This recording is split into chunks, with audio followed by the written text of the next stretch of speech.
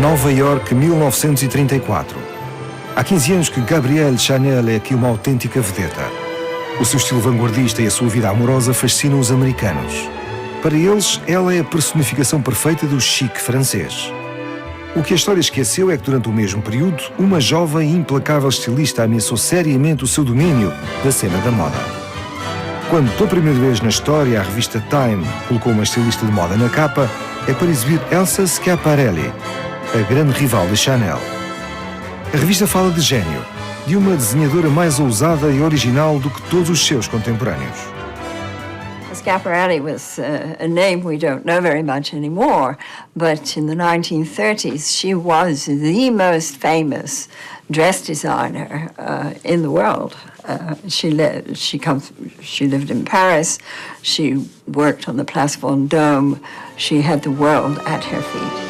Elsa Schiaparelli tinha agitado a moda desde o fim dos anos 20, com a sua fantasia selvagem e um excêntrico sentido de humor. Este estilo exuberante traz leveza e divertimento a uma era de depressão económica. Mas Coco Chanel, habituada a ser a rainha da alta costura, não concebia partilhar a sua coroa com ninguém, nem por um segundo. Elsa Schiaparelli, no entanto, não era mulher para se deixar intimidar pela grande mademoiselle. Elles étaient rivales, elles se haïssaient. C'était une guerre entre les deux.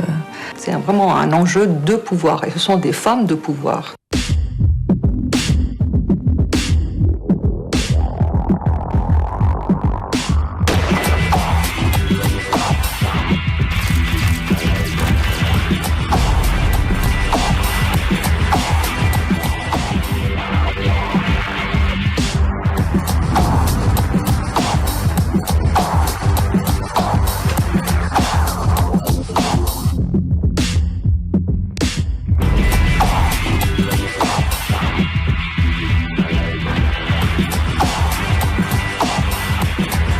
Every decade has its designer.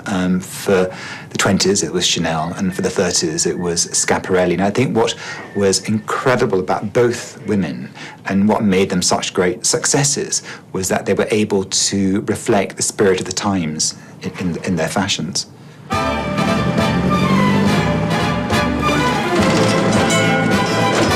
Tudo começou no início do século XX, quando, pela primeira vez na história da moda, um estilista se transformou numa celebridade. Gabrielle Chanel encantou o mundo com a sua personalidade e as suas criações revolucionárias. She hated the Belle Epoque era that had gone before. She hated women being pushed into corsets, controlled by fashion they couldn't move in. She was young, she was sporty, she wanted to free women from restrictive clothing, and so she designed for herself. And the things she designed for herself were the things that other women wanted before they knew that they even wanted. Chanel projected what became known as the archetype of the 20s, which was Le Garçon, and it was a look that she both encapsulated and promoted and projected through her fashions. Remexendo nos guarda-roupas dos amantes, Coco Chanel inventou novos fatos e estilos para si própria. Deu nova vida a tecidos confortáveis, como malhas e coletes. Colocou o espartilho de novo no armário, encurtou bainhas e deu às mulheres liberdade de movimentos. Foi uma das primeiras a sacrificar a sua magnífica cabeleira. Tinha um certo orgulho desse gesto radical. La première révolution a été faite par vous lorsque vous avez fait couper les cheveux aux femmes et raccourcir les robes. Je n'aurais pas fait couper les cheveux, j'ai coupé mes cheveux, ce qui n'est pas la même chose. On vous a copié. Et elles ont coupé leurs cheveux parce qu'elles trouvaient que ça m'allait bien. Pour le moment où j'étais quelque chose qui changeait, c'était moi qui changeais, ce n'était pas la mode. C'était moi qui étais à la mode.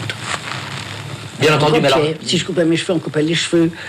Si, je ne sais pas, je m'habillais un peu plus court, tout le monde se faisait des robes un peu plus courtes. C'est pas moi qui ai inventé ça, je m'habillais pour moi. No final dos anos 20, parecia impossível que alguém pudesse ofuscar Gabrielle Chanel. Mas ninguém podia prever a coragem de uma certa mulher italiana. Uma mulher mais jovem, que em breve se revelaria muito mais extravagante. Schiaparelli was also a couturier. Both Chanel and Schiaparelli were actually self-taught. But the backgrounds differed enormously. Schiaparelli came from a rather patrician, aristocratic family. Both women were feminists before the word really became common language. And I think that Schiaparelli always regarded herself as ugly. She epitomised what became known as the jolly lad. Elle avait du chien, comme Chanel d'ailleurs. C'était deux personnalités qui s'affrontaient sur ce point-là. Elle était une œuvre d'art ambulante, en fait. Et elle osait, et puis elle avait tellement le sens de l'humour et le sens du théâtre et le sens des couleurs et le sens des formes. No fim dos anos 20, a transbordar de fantasia, Schiaparelli decidiu tentar a sua sorte no mundo da moda. Começou na área preferida de Chanel, as malhas. Schiaparelli gets this idea. What if I did a trompe-l'oeil and I had a bow that's actually white knitted into the fabric with two ends that come down like this? How would that look? So she finds out that there's going to be a big lunch of women who are interested in fashion, and there will be buyers there from American department stores. So she waits until everybody else is seated, and she comes in late. Of course, immediately people notice her. And after the lunch at Barg, which is the big department store in New York, and says, "Where did you get that sweater?" "Well," says Elsa, you like it? I made it up. And, oh, it's so beautiful. I can sell this tomorrow. Este golpe de gênio viria a lançar a sua carreira. So I started making some sweaters and they became famous immediately.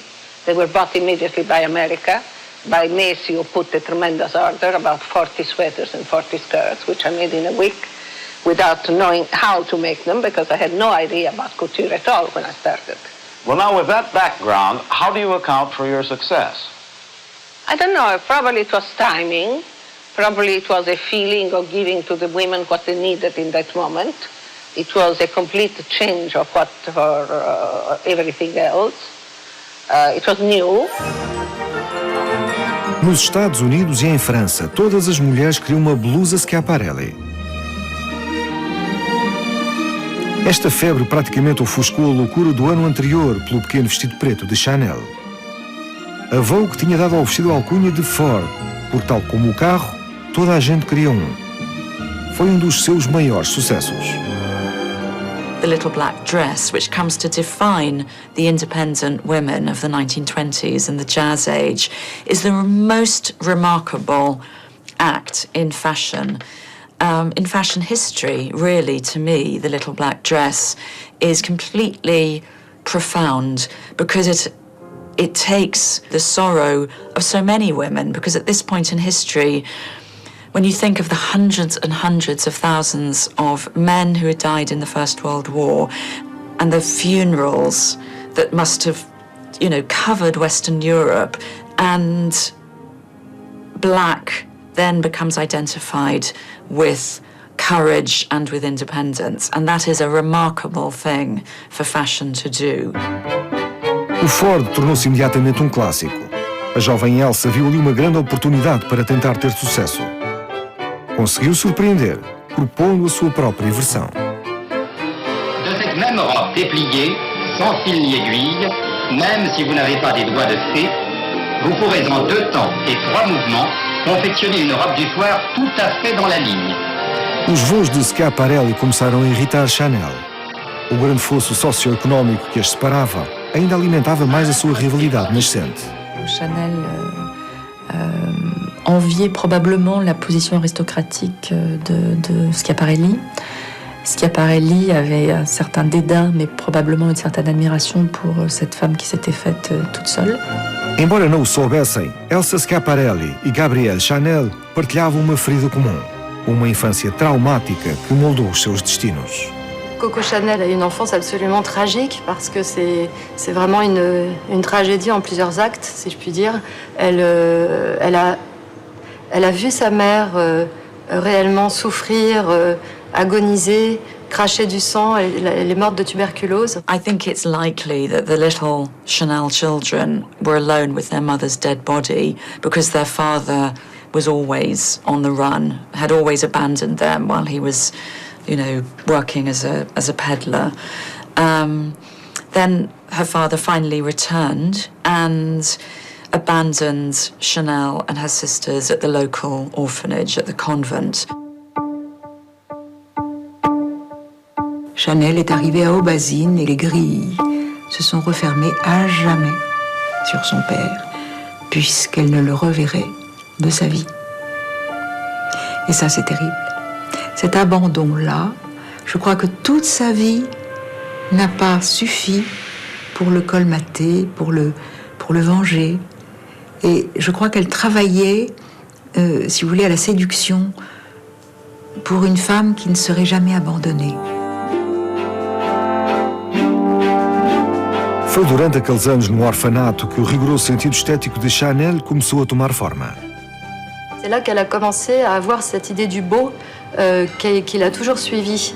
Les premières images sont des images d'Aubazine. Évidemment le noir, le blanc, le double C entrelacé qu'on retrouve. Quand on va à Aubazine, tout le style Chanel est déjà là en germe. Elsa Schiaparelli, por outro lado, cresceu num ambiente privilegiado, numa família aristocrática. No entanto, também ela se sentia rejeitada. O seu pai desejava ter tido um rapaz e a mãe rejeitou-a. She had a very unhappy childhood, really. She grew up in a beautiful building in Rome called the Palazzo Corsini. She's got a studious father who's always buried in books, and she's got a mother who's disappointed because she's not beautiful. I imagine her just going through these enormous marble halls with all these statues on either side, you know, and playing with a hoop or running. All by herself. I think she was very much a lonely child. I won't say physically neglected, but I think emotionally neglected child. I think the fact that her mum really wasn't that nice to her, it gave her a determination to prove something about herself to the world. Tal como o de Coco Chanel, o estilo de Schiaparelli foi muito influenciado pela sua infância. She was brought up with lovely things around her, nice art, beautiful things. She was cultured, she had an education, and I think you can tell that from her designs as well. Para Schiaparelli, tal como para Chanel, era essencial escapar do doloroso ambiente da infância. Numa época em que as mulheres não podiam votar nem abrir uma conta bancária, estas duas conquistaram a sua independência graças a um homem. Chanel, lorsqu'elle avait à peu près, je crois, 22 ou 23 ans, a vécu chez Étienne Balzan, le fils de riches industriels de Châteauroux, entretenu en somme par Balzan. Alors, elle s'est mise à faire des chapeaux, et ces chapeaux étaient si originaux et si jolis que les amis de ces messieurs ont toutes voulu en avoir comme ça. Parmi les amis de Balzan, il y avait un Anglais, Arthur Capel, très séduisant, un beau brun, teint mat, dont elle est tombée amoureuse. Et Capel l'a aidé à s'installer à Paris. Et c'est là que, grâce à Capel, elle a pu vraiment devenir modiste, engager du personnel et vraiment se lancer. Capel levou-a à liberdade, mas em breve se escapuliu. Deixou Coco Chanel para casar com uma aristocrata. Depois, voltou para ela. Coco tornou-se a sua amante oficial. Mas a felicidade durou pouco. Ele morreu num acidente de automóvel em 1919. Ce jour-là, elle s'est dit qu'elle pouvait mourir de douleur et elle a hésité entre mourir ou ne pas mourir. Et puis elle s'est dit, je vais continuer ce que nous avons commencé tous les deux, Boy et moi. Donc en somme, ce qu'elle a commencé avec Boy, c'est la maison Chanel. Donc finalement, elle le fait pour Boy. Por ironia do destino, precisamente na mesma altura, Schiaparelli vivia uma dilacerante história de amor que a marcaria para sempre. What we do know is that she was in London in 1914, just as World War I began, and she went to a lecture one evening, and the man who gave the lecture was a very, very interesting theosophist, a follower of Madame Blavatsky, that's to say, really interested in the occult and reincarnation and all of these, hypnotism, all of these things. And he talked enchantingly, and rather at the end of the evening, they're engaged. Elle est tombée folle amoureuse de lui instantanément. Il était très beau. Mais je crois que il était très coureur et responsable vis-à-vis d'elle.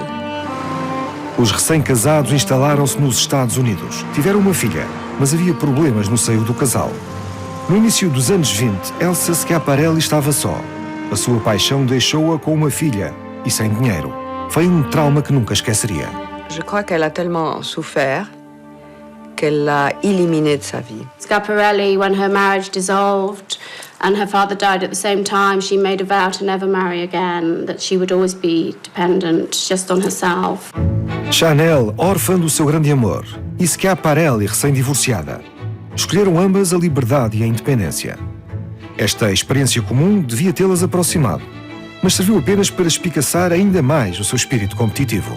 Chanel, qui n'avait pas la langue dans sa poche, était très acerbe comme ça, parlait de l'italienne, et que Schiaparelli parlait de la modiste, si vous voulez. Bon, l'une était modiste et l'autre est italienne, c'est évident, mais avec tout un sens péjoratif.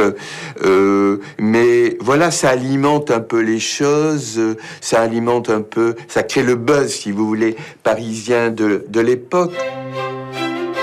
Se a sociedade parisiense se interessava tanto por estas duas adversárias, era porque cada uma delas tinha uma amiga que lhe dava as chaves do reino. Para Elsa Schiaparelli, essa amiga era Gabrielle Picabia, mulher do artista Francis Picabia. She met Gabrielle going to the United States. They were on the same ship, and Gabrielle was with her husband, who she later divorced. And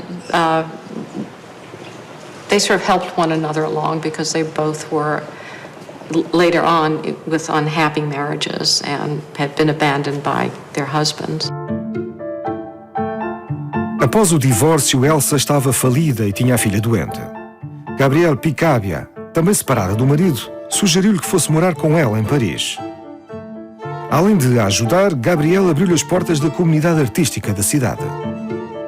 She's right in the middle of this marvelous moment in Paris when Cocteau is, when Giacometti, when Picasso, when Bérard, when all of these people are friends and seeing each other every day, and she's right in the middle of it, and she's getting all kinds of ideas from them.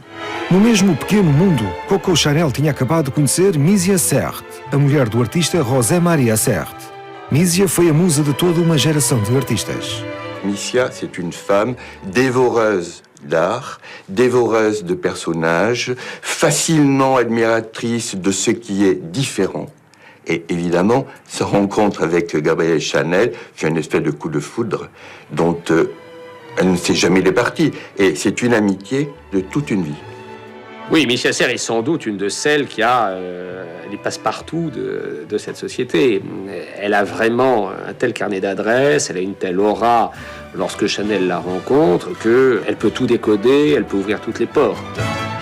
Chanel já tinha algum sucesso na época, mas graças a Misia Serres, encontrou verdadeiramente o seu lugar no mundo da cultura parisiense. C'est l'époque où il y a eu une rencontre extraordinaire pour elle, parce qu'avec Misia Serres, elle a rencontré Diaghilev.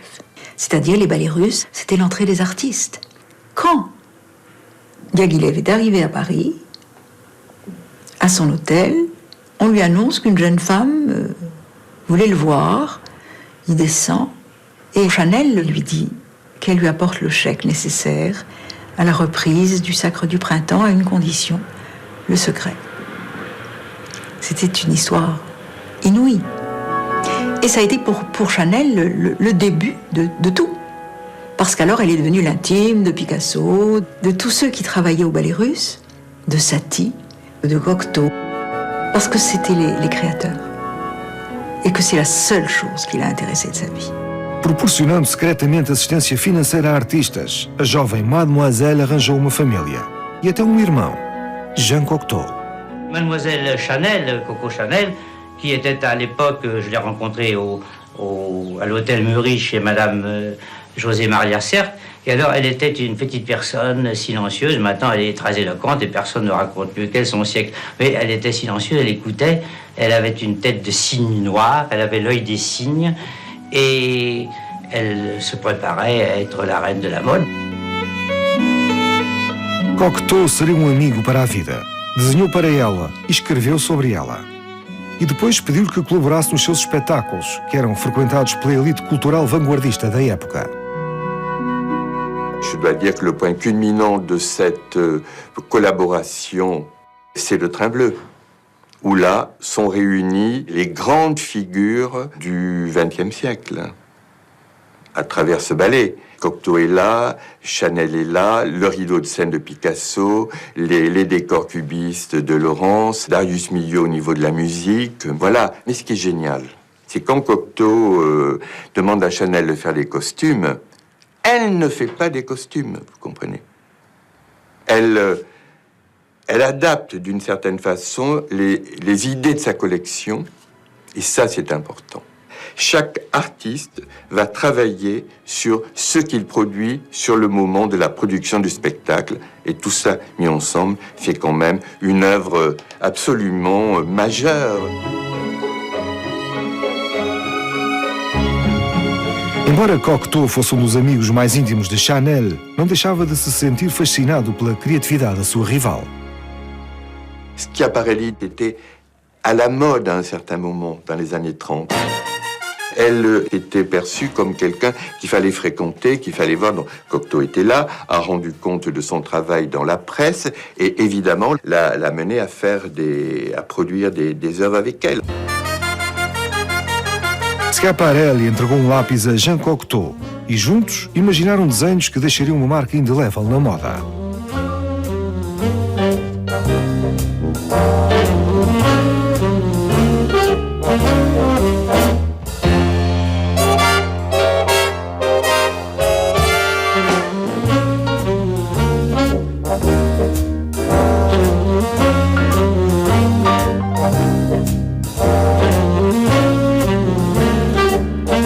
Mas foi outro artista que ficou inexoravelmente ligado a Schiaparelli. Salvador Dali, amigo, alter ego e fonte de inspiration. Je l'ai vu avec Dali parce qu'il venait souvent à la maison, donc Dali, je l'ai bien connu. Et ils avaient un rapport très amical. Enfin, ils se nourrissaient de chacun d'eux parce qu'ils s'admiraient mutuellement. Ils se donnaient des idées. En fait, je sais que ma grand-mère de faire des collections avec Dali, ça l'inspirait énormément, et la même chose pour Dali. A vida de Elsa Schiaparelli fascinava Dali. Ele gostava especialmente de uma história de infância, que considerava gesto artístico surrealista.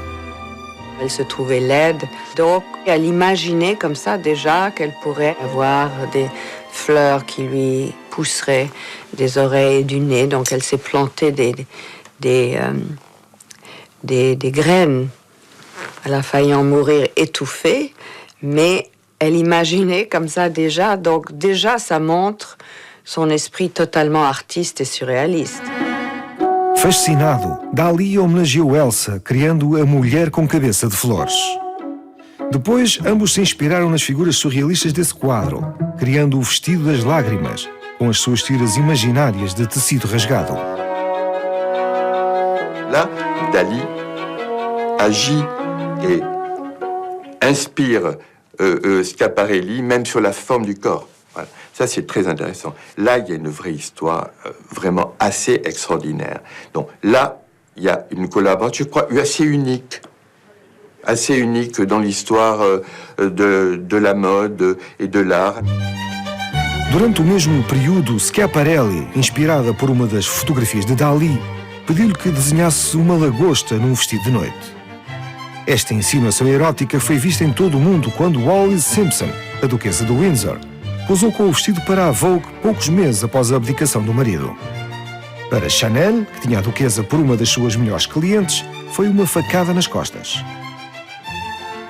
Este golpe publicitário divertiu Dali. Decidiu reutilizar o motivo da lagosta para o seu telefone surrealista. Com Dali e Schiaparelli, o humor nunca andava muito longe. Dali confessou que adorava deitar-se com um chapéu na cabeça. Portanto, naturalmente, Elsa transformou a ideia num chapéu. Foi de imediato adotado por Gala, a mulher do artista. Esta cumplicidade ofendia Chanel, que puxou dos seus brilhos de mecenas e convidou Dali para ficar na sua casa no sul de França, para poder trabalhar nas melhores condições. Houve quem visse isto como uma estratégia para sabotar a influência de Schiaparelli.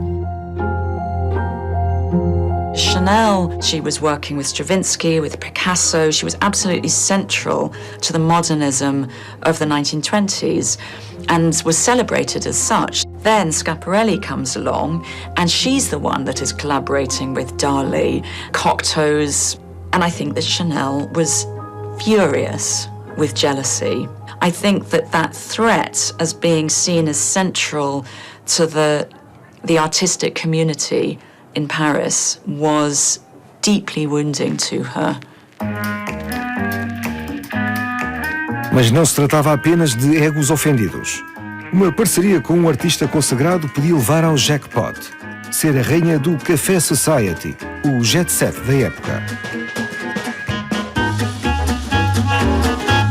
Era uma mistura de artistas, clientes, dandies, aristocratas e personalidades excêntricas.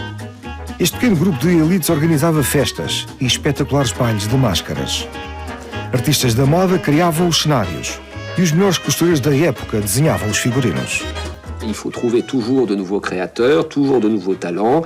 Et plus ce qui est inventé est original, fou même peut-on dire, mieux c'est. Alors évidemment, les créations de Schiaparelli, dans cet univers qui est en permanence en recherche de créativité, d'originalité, de provocation, vont faire des ravages en termes de séduction. As cores de Schiaparelli eram extravagantes. Os seus sapatos eram enfeitados com pele de macaco. As luvas tinham unhas pintadas. Os insetos transformavam-se em acessórios de beleza.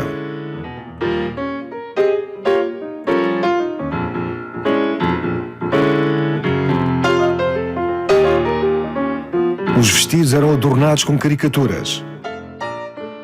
Mas a assinatura inconfundível de Elsa era o cor-de-rosa vibrante a que ela chamava rosa choque. Le rose shocking est tellement essentiel dans son travail, pas tant parce qu'elle voulait heurter les mœurs des autres, mais c'est justement elle voulait s'en libérer et en faire quelque chose de joyeux et surtout drôle. C'est ce mélange entre spectaculaire, inattendu, théâtral, tout ensemble, c'est Elsa Schiaparelli. Chanel, elle s'est moquée beaucoup du rose shocking. Elle disait un rose qui fait mal aux dents. Je crois que c'était deux femmes totalement différentes. Je n'ai jamais rencontré Schiaparelli. Mais Chanel était dans la nature, vous voyez. Donc, si vous voulez, tout ce qui était artifice ou création rocambolesque, elle en avait la rase mesure. Elle ne l'appréciait pas.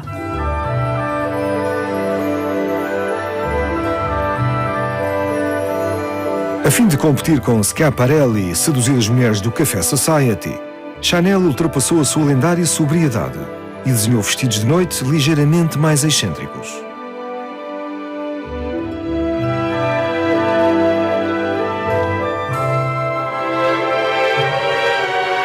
Mas foi inútil.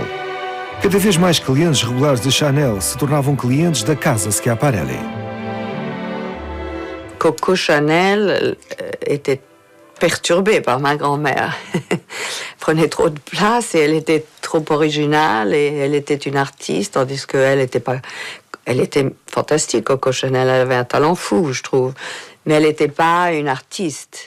Elle était plus une créatrice de mode. Mais ma grand-mère la dérangeait, parce que je pense qu'elle prenait beaucoup de place et elle arrivait avec toutes ses idées, elle était amie avec tous ces gens. Ambas se tentavam evitar, embora por vezes a lenda tenha uma versão diferente da história. One of the most famous incidents, one of the great parties of the 1930s, one of the great fantasy balls, it's alleged that Chanel accidentally set fire to one of Schiaparelli's dresses by navigating it towards a candle arrangement. But I don't know whether these stories are apocryphal or whether they're real. But certainly they've been projected as great rivals in fashion history. Após o crash de 1929 e da Grande Depressão, Hollywood viu em Coco Chanel e Elsa Schiaparelli mais-valias para relançar a produção cinematográfica e levar o público feminino de volta às salas de cinema. Coco Chanel foi a primeira a ser cortejada pelos estúdios. Sam Goldwyn was determined to get her on board. He thought that the American movie stars were a bit tasteless, a bit brash. He wanted to get some Parisian chic over to America. It wasn't happening without her. And Chanel, I think her ego was incredibly sort of flattered. Et Sam Goldwyn lui propose un contrat vertigineux et met l'Amérique à ses pieds. Il lui propose ce contrat à $1 million. Et quand elle arrive en Amérique, l'Amérique l'accueille, mais triomphalement. But actually, Chanel was at the top of her game when she went to Hollywood. And actually, to be put into that Hollywood studio system where she suddenly had the stars' egos, their own egos competing, they didn't want to be told what to do. Actually, it didn't work out. Após 2 filmes, Coco Chanel quebrou o contrato e voltou para a França. A produção mais famosa deste período é Esta Noite ou Nunca, com Gloria Swanson. I think her clothes were too quiet in a way for Hollywood. I think for Hollywood, you need to have much more emphatic silhouette and then much more emphatic silhouette, but also emphatic embroideries, patterns. And I think that's probably why Schiaparelli was more successful in Hollywood.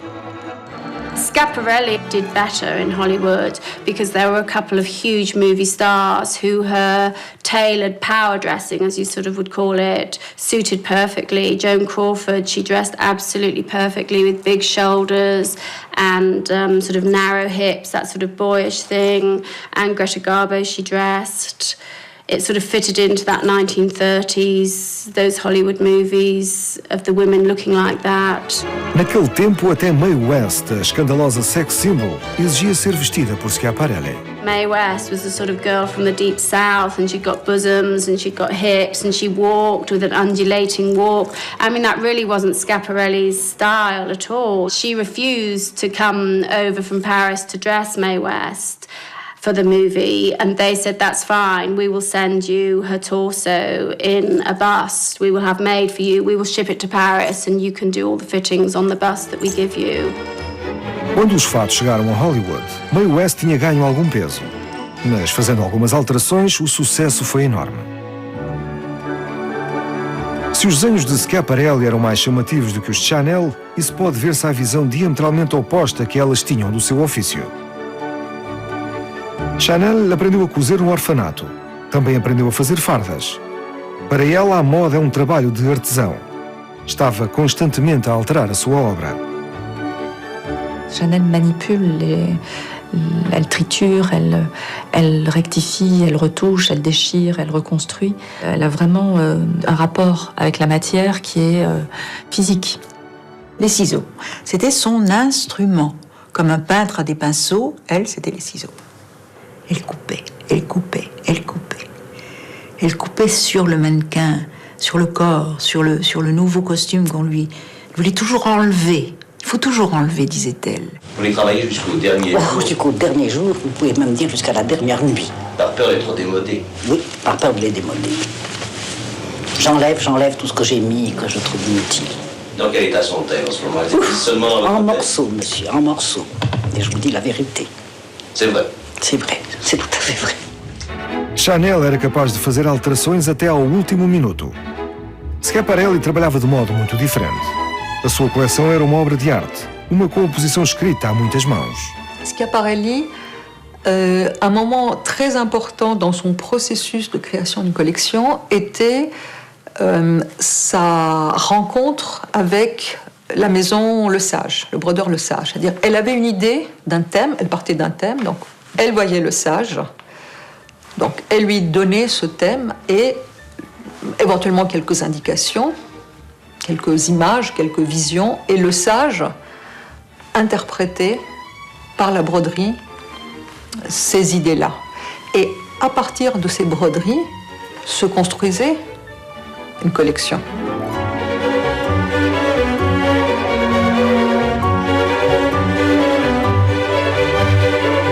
Schiaparelli foi a primeira a imaginar coleções temáticas. Ao fazê-lo, revolucionou os desfiles de moda.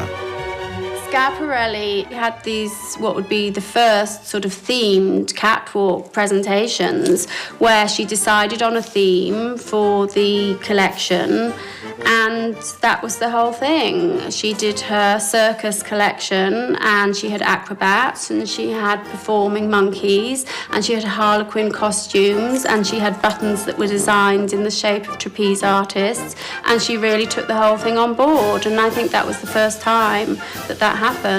And as such, for Schiaparelli, the press that she had from that, I mean, everybody wanted to be at one of her presentations. Quando Coco Chanel viu a imprensa correr aos desfiles de Schiaparelli, teve uma ideia engenhosa para atrair jornalistas. Chanel, elle, a inventé la notion de dossier de presse, c'est-à-dire qu'elle préparait le terrain, elle faisait un tout petit texte, pas de poésie couturière parce que ça, elle en avait horreur, mais elle faisait un petit texte qu'elle diffusait à la presse et qui était la base sur laquelle communiquer par la suite. C'était très habile. Graças às suas apresentações escritas, Chanel treinou o olho da imprensa. Ensinou-a a ver para lá da sua lendária sobriedade, a notar o luxo que só se revela aos olhos mais atentos.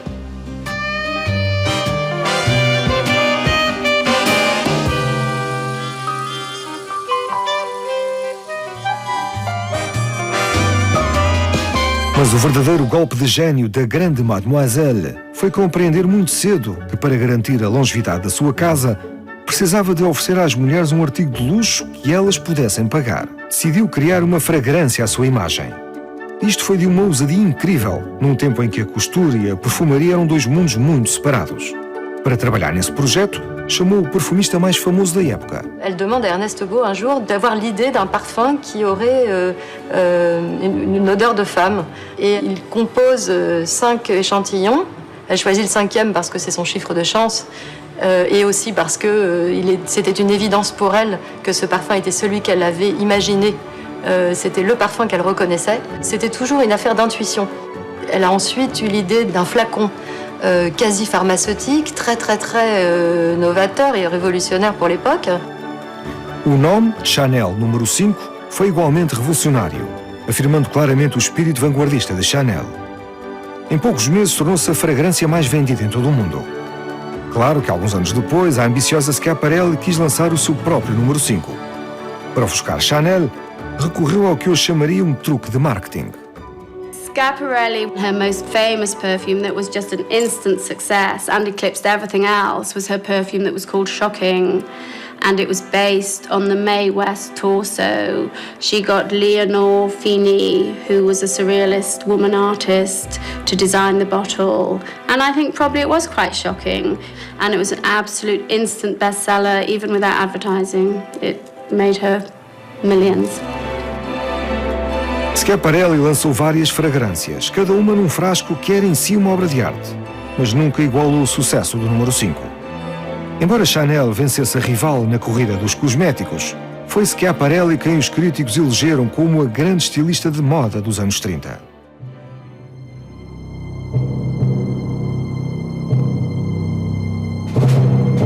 Estava iminente uma guerra mundial e, cansada desta concorrência impiedosa, Mademoiselle Chanel anunciou que não era a altura para desenhar vestidos. Tinha encontrado um pretexto honroso para fechar a sua casa. Desse dia em diante, passou a viver das vendas dos seus perfumes. Maybe Chanel had had enough at that point. Maybe she had had a bad couple of years. Her star had been eclipsed by Schiaparelli. I mean, it just makes them out to be incredibly different women, to be honest with you, their reaction to the war breaking out. Para Schiaparelli, pelo contrário, a guerra foi uma oportunidade de renovar a criatividade. Imaginou rapidamente uma nova coleção, Cash and Carry.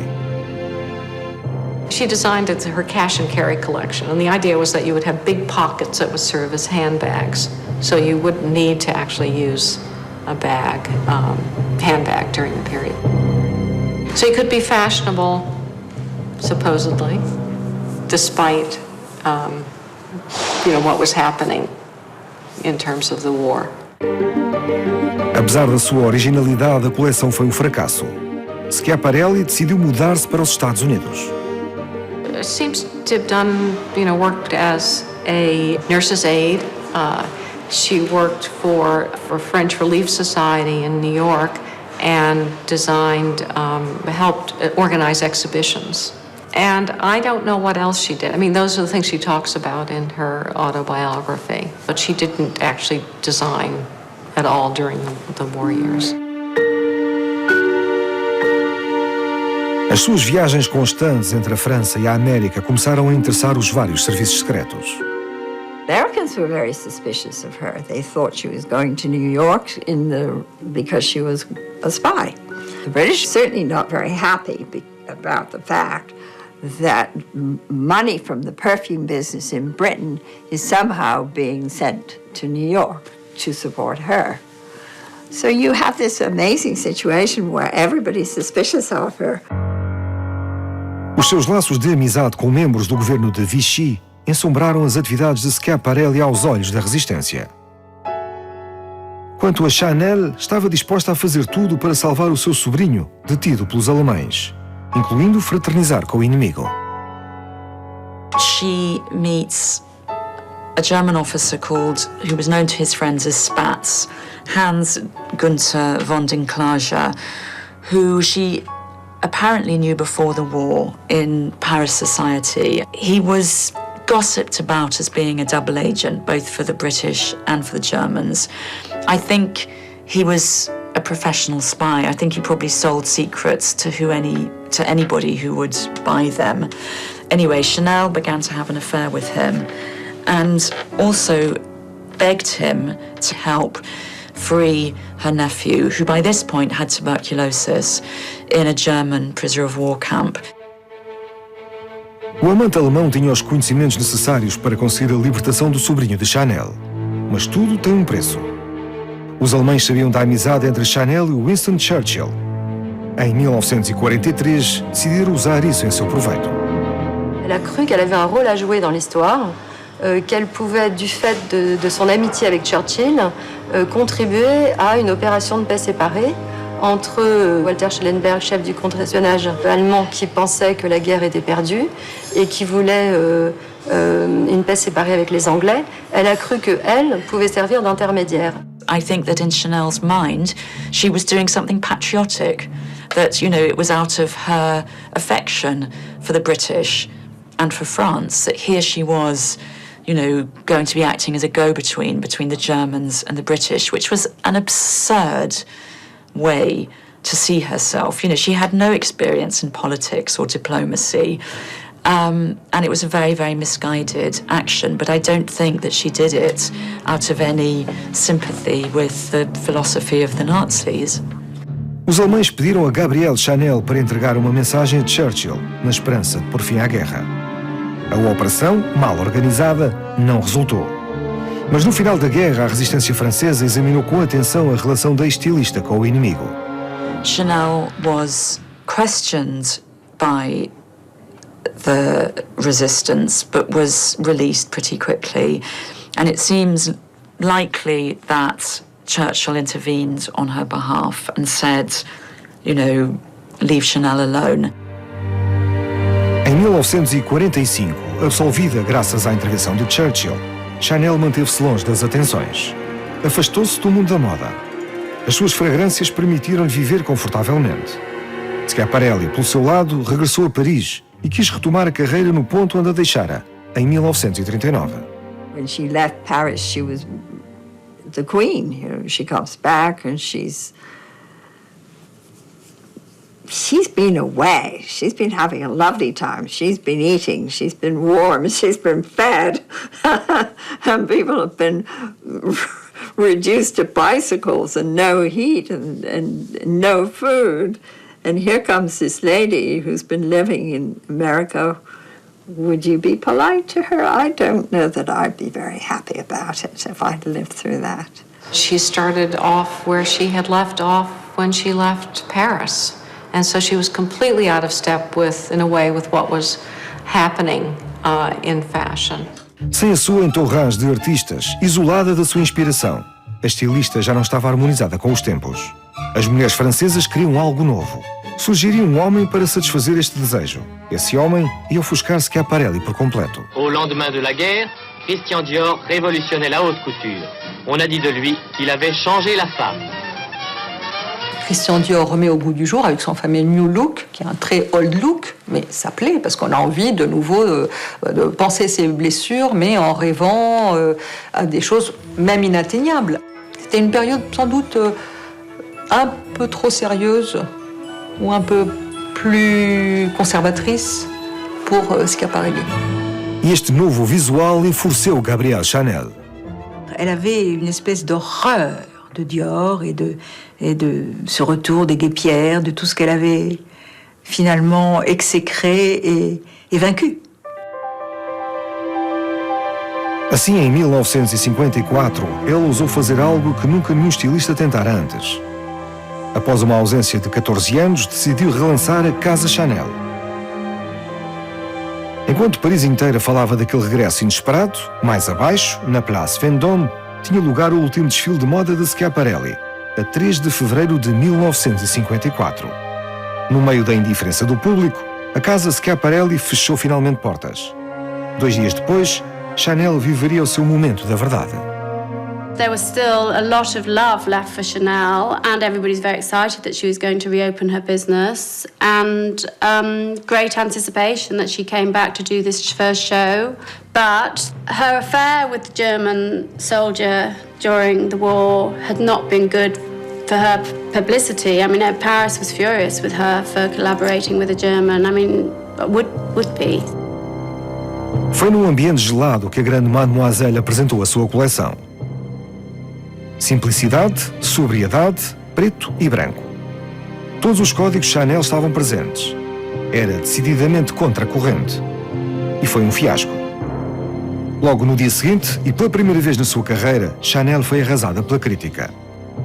O jornal Dimanche Matin falou de uma má piada. O Illustré descreveu uma aposta perdida. E o Le Combat lamentou uma sombra patética do passado. Chanel, being Chanel, thought, I don't care, I'm right, you're wrong. She carried on working the next day after the reviews. It didn't matter to her. She was back at her workstation, carrying on with the next lot of collections. And funnily enough, the people that liked her clothes were the Americans.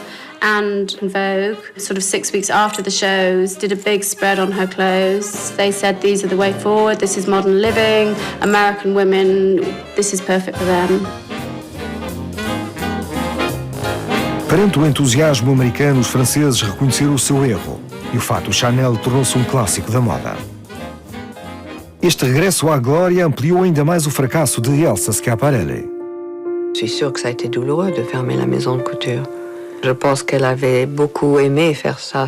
Et puis ça se voit, je veux dire, quand ça se voit dans tout ce qu'elle avait exprimé, c'était son expression.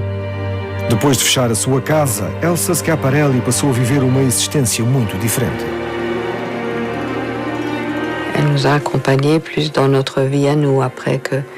Parce qu'elle avait plus sa carrière, donc en fait, elle était beaucoup avec nous. Moi, toute mon enfance, j'ai eu ma grand-mère qui était là. Com a sua rival definitivamente vencida, Gabrielle Chanel voltou a ser unanimemente admirada em todo o mundo. Mas com mais de 70 anos de idade, ela era uma mulher solitária. Nunca se casara. Os seus vários amantes tinham morrido, um após outro. Desde há muitos anos que precisava de uma injeção diária de morfina para afugentar a insônia e a ansiedade. E todas as noites saía do seu apartamento na Rue Cambon para ir dormir no Ritz, para disfarçar a sua solidão. Elle haïssait la solitude. Si vous saviez les stations qu'elle faisait sur son escalier quand elle descendait rue Cambon pour aller au Ritz, parce que c'était vraiment l'heure. Et à chaque marche, on avait une conférence. Enfin, c'était inouï. Tout était bon pour ne pas rentrer. Pour ne pas retrouver le trottoir et puis la porte tournante en verre dans laquelle je la laissais. J'avais toujours l'impression d'être coupable. Tellement je ressentais cette peur qu'elle avait de rentrer seule. C'est terrible, mais son dernier mot quand je l'ai quittée, le dernier jour, 2 heures avant sa mort, sur le trottoir. Je revois ça comme si c'était hier. Puis qu'elle s'est engagée dans la porte tournante. Son dernier mot a été « Je travaille demain ». Em 1971, Gabrielle Chanel morreu, no Ritz, com 87 anos de idade. 2 anos depois, Elsa Schiaparelli morreu na sua mansão, na Rue de Berry. Estas duas pioneiras, cada uma ao leme do seu próprio negócio, mostraram ao século em que viveram que as mulheres podiam exercer poder. Hoje, o que resta do seu legado? Em Paris, no Grand Palais, prepara-se o desfile mais importante da Semana da Moda. 1.100 jornalistas e 500 fotógrafos vieram de 48 países para descobrir a mais recente coleção Chanel Prêt-à-Porter. Durante os últimos 30 anos, o estilista alemão Karl Lagerfeld manteve o nome Chanel no primeiro plano da moda, graças à paleta estética da grande Mademoiselle.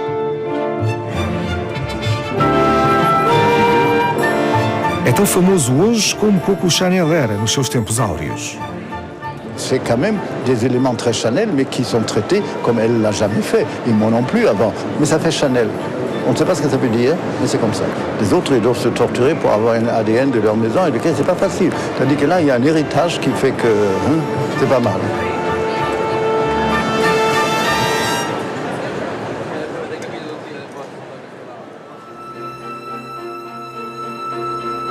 Na Place Vendôme, o nome Schiaparelli reapareceu. O empresário acaba de comprar a marca. Gostaria de despertar esta bela adormecida. Irá o duelo reacender-se?